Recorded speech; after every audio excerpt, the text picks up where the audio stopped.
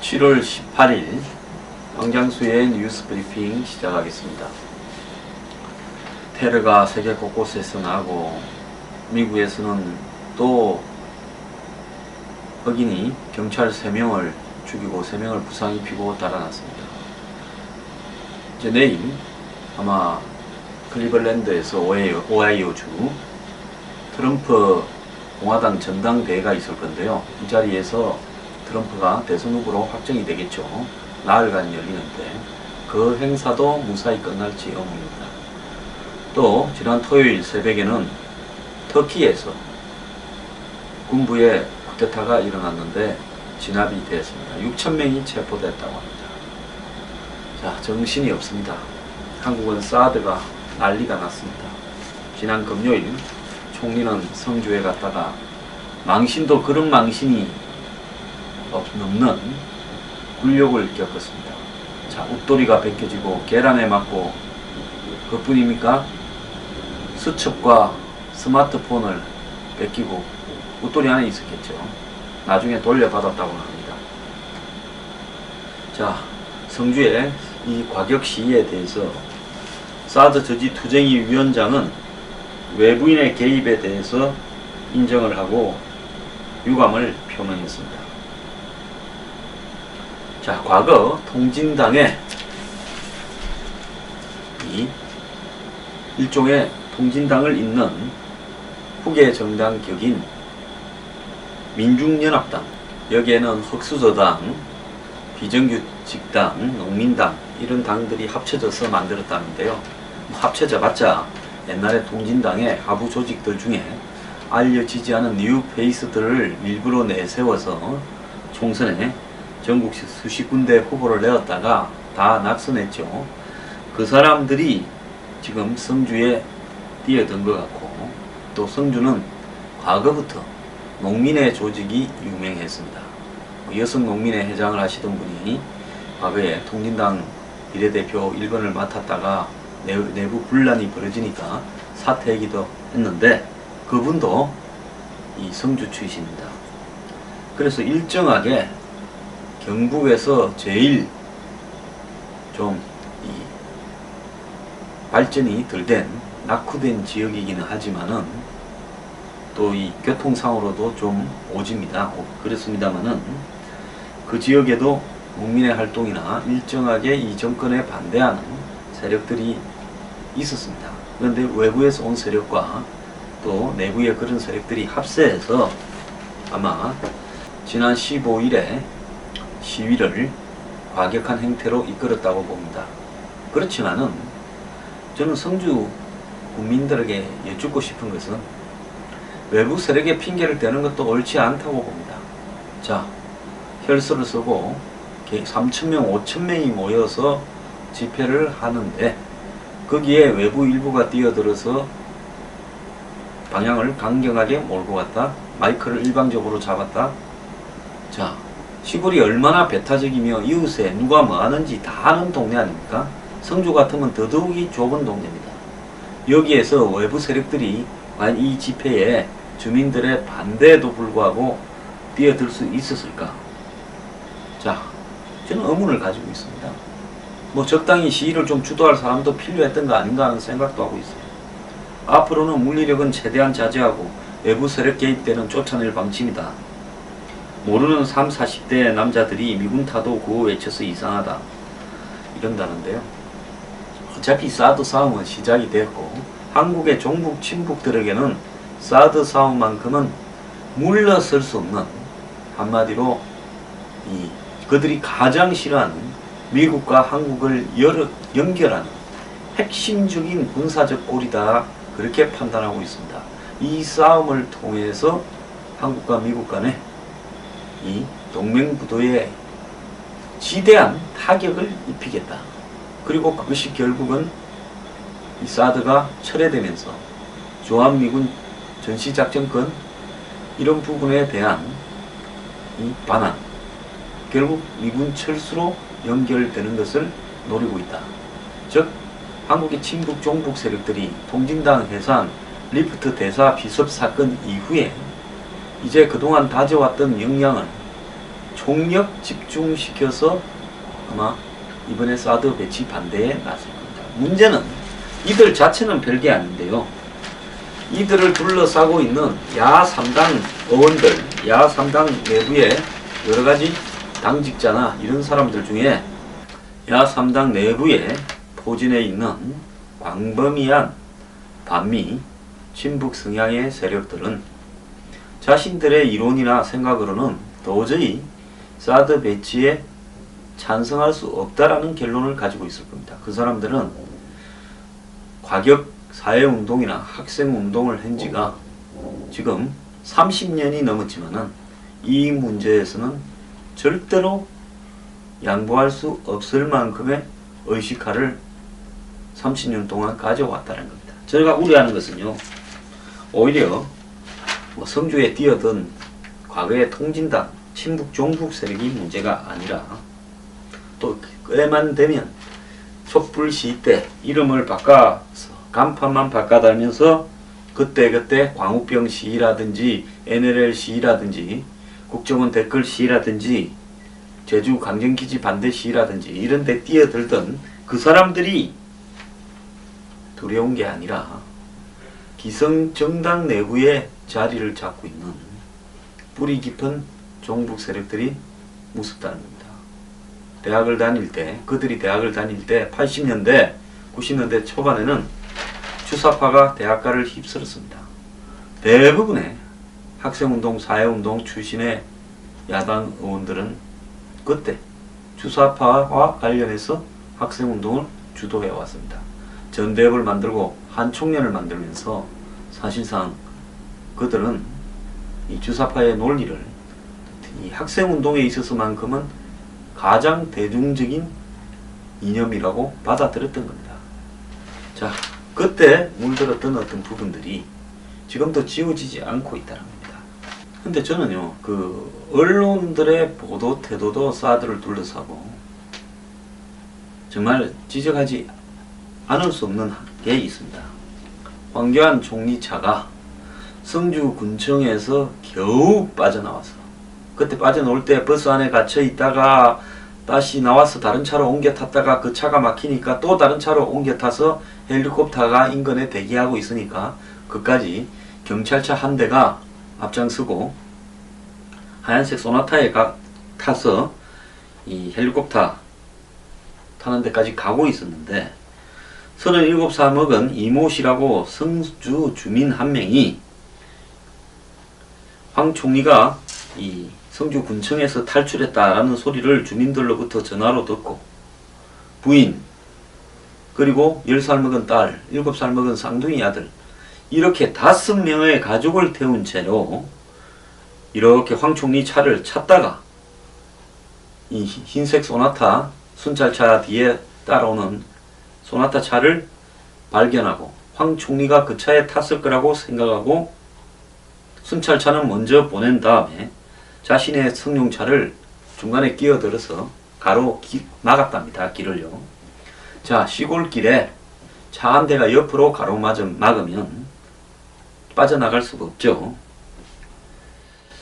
자, 그래서 이 흰색 소나타 안에는 진짜 황 총리가 타고 있었답니다. 그러니까 앞에 미리 지나간 순찰차에서 경찰 3명이 내려서 이 씨의 차로 다가와서 문을 열으라고 요구를 했답니다.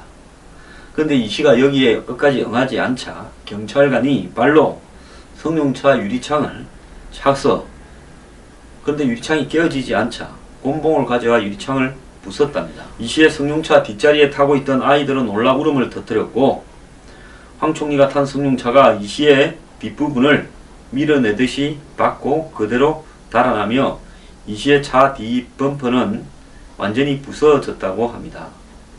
자, 이 씨의 차 유리창을 발로 차고 위협했던 경찰은 공무집행 방해를 하면서 신분증 제출을 요구했는데요. 이 씨가 신분증을 보여주지 않고 항의하는 사이에 부인이 112에 신고했답니다.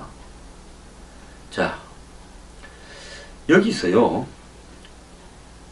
애들을 뒷좌석에 태우고 부인을 옆에 태우고 황 총리를 막겠다고 도로를 가로로 막은 사람이 문제입니까? 그 막은 도로를 이 6시간 반 만에 빠져나온 총리가 헬리콥터를 타게 하기 위해서 차를 치하라는데 안 치우니까 이건 방해 세력이라고 생각을 하고 문을 잠그고 열어주지 않으니까 유리창을 깨고 또 뒤에서 차를 밀어서 옆으로 센 차를 이렇게 밀어서 끝으로 밀어내고 달아난 흰색 소나타 차가 잘못한 것입니까? 언론이 뭘 어떻게 보도하는 것입니까? 저는 이 사람의 반대운동을 했다라는 자체에 대해서 뭐라 하고 싶지는 않습니다. 또 6시간 반 동안 식겁을 한 황 총리 차가 뒤에서 누가 잡으러 오기 전에 그 산길에서 잡혀봤자 큰일 나겠죠. 경찰도 없는데 그 차가 절대로 안 비켜주니까 밀어낸 부분에 말하고 싶지는 않습니다. 그런데요, 여기서 언론이 지적해야 될 것은 10살, 7살 먹은 애 3명을 뒤에 태우고 부인을 옆에 태운 채로 길을 가로막아서 총리차를 가로막은 이 이시에 대해서 솔직히 이런 사태가 다른 나라에서 났다 그러면 어떻게 이야기를 하겠습니까? 정말 이 사람 문제가 있는 사람이라고 이야기하지 않겠습니까? 자, 그런데 언론은 제목을 뭐라고 달았는가 하면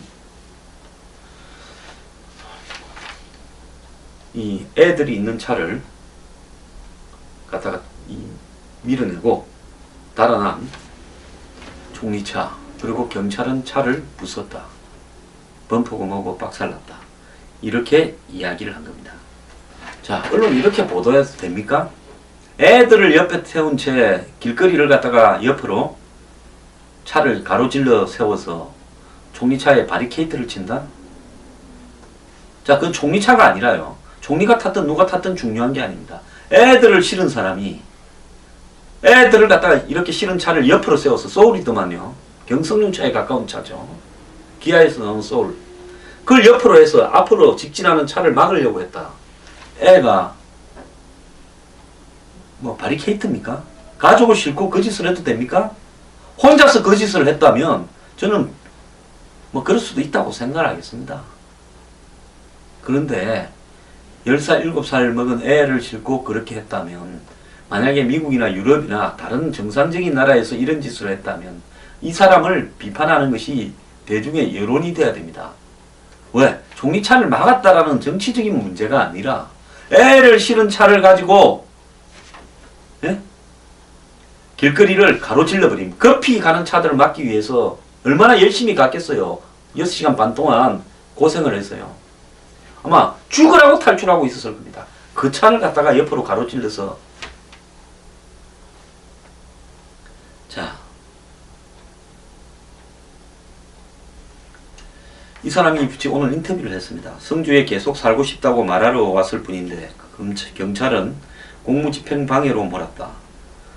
그러면서 피해자가 아닌 가해자가 됐다 이랬습니다. 자, 황 총리 차가 자기 차를 옆으로 가로막고 있는 자기 차를 들이받고 조치 없이 현장을 떠났다. 어린이 3명과 부인이 함께 탑승해 있었다. 이 미친 사람 아닙니까? 이걸 갖다 자랑스럽게 이야기를 합니까?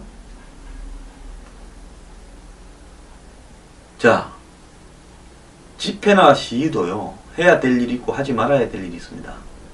자, 이분들의 분노는 이해합니다. 하지만은 차로 차를 갖다가 길거리를 뭐 왕복 결국 한 차선씩 밖에 없을 건데 2차선 도로를 차로 가로막은 행위는 이것이 어떤 행태라도 옳은 겁니까?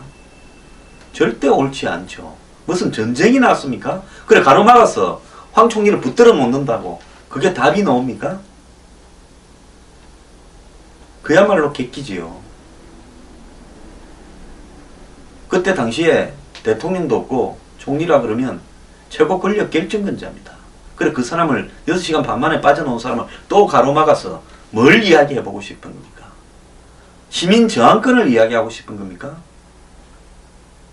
저는 황 총리가 거기 내려간 부분을 잘했다고 보지도 않고요. 정부가 사드를 처리해오는 과정에 있어서 잘했다고도 보지 않습니다. 사드 배치는 저는 절대적으로 필요하다고 보는 사람이지만 재작년 이후에 첫 이야기가 나왔을 때부터 사드 배치를 발표할 때까지 정부가 보인 행태에 대해서는 저도 여러가지 문제가 있다고 봅니다. 자, 당사자들이 분노를 하는 부분 그럴 수 있다고도 봅니다. 그렇지만은 해야 될 부분과 하지 말아야 될 부분을 구별해야 되고요. 내가 어떤 피해를 그냥 추상적으로 검증되지 않은 피해를 볼 것 같아라는 생각 때문에 아무 일을 다 해도 생수병을 던지고 계란을 던지고 돌을 던지고 길을 막고 이렇게 해도 된다라는 그런 법칙은 없습니다. 자, 심지어 사이드를 당겨 놓았다는 거예요. 경찰들이 와서 종이차가 뒤에 왔기 때문에 차 빼라는데 안 빼니까 이제 경찰이 밀기 시작했죠. 그러니까 사이드 기어를 또 옆으로 당겼습니다. 가로막고 있으려고요. 자, 그걸 자랑스럽게 이야기합니다. 그래서 창문을 열고 아들이 있다고 했더니 내리라고 했는데 못 내리게 차를 발로 찰고 곤봉을 들고 와 깨더라. 깨고 나서 차가 들이받고 도망을 갔다. 그런데 경찰은 뺑소니가 아니다. 거기 현장에 있었던 유리창을 깬 경찰이 저한테 한 말은 공무집행 팽방해다. 이렇게 말했다고 합니다. 자, 경찰은 지금 현재 당일날 현장에서 각종 이 물병이나 생수병, 계란 등을 투척한 사람들을 조사하려고 하는데요. 자, 교통경찰이 비켜달라고 요구했음에도 불구하고 안 비켜줘서 유리창을 파손했다라고 이야기를 합니다. 자, 그러면 언론이 보도하는 부분이에요. 부인과 애를 실은 차를 도로 옆에 급히 가로질러 세워서 종이차를 막으려고 바리케이트를 쳤다라는 부분에서 이 사람은 이럴 수 있느냐라고 이 사람을 비판해야 되는 거 아닙니까? 그래야 당연한 거 아닙니까? 시도 상식선에서 해라. 이거는 법을 떠나서 저는 법을 이야기하고 싶은 게 아니에요. 이 사람이 죄가 있다 없다가 아니라 애들을 실은 차를 가지고 다른 차를 가로막고 그리고 사이드 기어를 올리고 문을 잠그고 적어도요 아무리 시위 현장에 가더라도 애들을 끌어들여서는 안 되고 광우병 시위 때 저는 유모차를 끌고 시위 현장 제일 앞에 선 사람들한테 정말 인간이 아니다고 생각을 했습니다. 테러 현장에 보면요 유모차가 총격 피격 현장에 보니까 미국이나 유럽에서 그러지 유모차를 여러 사람이 가로막고 총소리가 들리니까 막아주는 거 안 봤습니까? 미국의 한 하원 의원은 성주 참외를 내 아이한테 먹이겠다 이렇게도 이야기를 했습니다. 자, 실효성, 안전성, 중국 이 세 가지를 들먹이는데요. 안전성 부분에는 현재까지 공개된 어떠한 조사에서도 사드 전자파가 위험하다라고 하는 이야기가 없습니다. 미국의 하원 의원은 한국의 국회의원을 만났어요. 이 사드 레이더는 인간이나 동물에게 영향을 미칠 수 있는 정도의 강도를 가진 전자파나 마이크로파를 방출하지 않는다고 이야기도 했습니다. 지금까지 어떤 레이더도 유해성을 입증하지 못했습니다. 사드 레이더도 결국은 지금 괌 기지에서 공개를 해서 성주 군민들까지 데리고 측정을 해보겠다라는데 안 나올 겁니다. 자, 실효성 이야기하는데요. 서울을 막는데 무방비인데 왜 저걸 갖다가 성주에 배치를 하냐. 그러면서 사드로는 한마디로 북한의 장사포나 방사포를 막을 수 없다. 북한의 미사일을 막을 수 없다. 이렇게 이야기하는데 제가 하나 묻겠습니다. 그러면 미국 오클라호마나 미국 텍사스는 워싱턴 DC나 뉴욕이나 시카고나 LA 같은 대도시를 막기 위해서 있는 겁니까? 아니잖아요. 괌이 무슨 대도시입니까? 자, 미국은 그러면 왜 텍사스나 오클라호마에 배치합니까? 그건 어떻게 이야기할래요? 자, 그런 어떤 부분들을 볼 때 이 사드 배치가 무슨 수도권과 관련해서 어쩌고 저쩌고 하는데요. 세상에 미국조차도 자신들의 수도를 지키거나 대규모 도시를 지키려고 사드 한 거 아닙니다. 국방부에서 처음에 필요성이 있다라고 이야기할 때 멍청하게 정신이 나간 친구가 수도권 방어를 했는지 모르겠지만은, 자, 말 한마디 잘못하면 그걸 책임을 다 져야 됩니까? 자, 사드를 두고 벌어지는 논란 중에서 중국이 그렇게 의식된다는 사람들은 이제 사드를 배치하지 않았을 때 미국이 어떻게 할지, 미국은 신경 안 써도 됩니까? 미국은 두렵지 않습니까? 자, 미국은 이제 맛이 간 나라고 중국이 떠오르는 태양입니까? 자, 우리가 사드 배치 가지고 이렇게 장난을 칠 때 앞으로 미국은 그러면 우리한테 대해서 어떻게 할 거라고 보고 있습니까? 자, 저는 국민투표를 붙여라라고 이 대통령이 붙여야 된다고 이야기했는데요. 저는 반드시 이번 기회에 이걸 한번 끝을 내야 된다고 봅니다. 일부 보수 진영에서 제가 이 말 하니까 듣기 싫은 사람도 있는 모양인데요. 그냥 그분들은 그냥 평생 관변으로 빨다가 가십시오. 저는 분명하게 이야기합니다. 주한미군의 지나 한미 상호 방위 조약이나 사드나 MD나 전시작전권이나 한번 정리하지 않으면요, 이거 다음 내에 혹시 야당으로 정권 넘어가면 또 문제됩니다. 자, 그렇게 될 때 영원히 주한미군 철수로 이어질 수 있고 북미 평화협정 체결로 이어질 수 있다는 겁니다. 아닌 것 같습니까? 겪어봐야 알겠습니까?